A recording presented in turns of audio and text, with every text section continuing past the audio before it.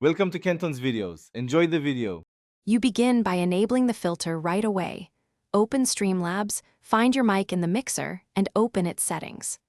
Once there, add a noise suppression filter and select RN noise if available, because it uses neural processing for clearer reduction. Make sure you hit apply, then record a 5-10 second test speaking normally and with background noise. This gives immediate feedback on whether the filter is active and whether you should switch algorithms or tweak strength before moving on.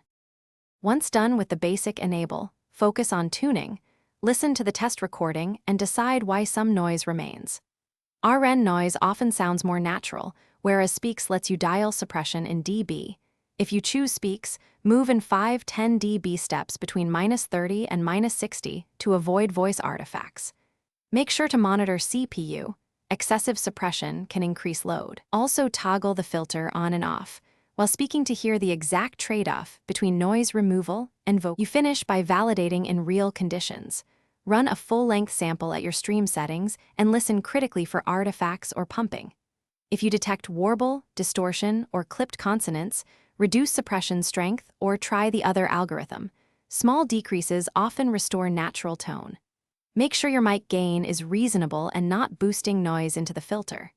If problems persist, try push-to-talk during troubleshooting. Update audio drivers and Streamlabs, and retest to confirm the issue is resolved. Thanks for watching. Consider subscribing if we helped you.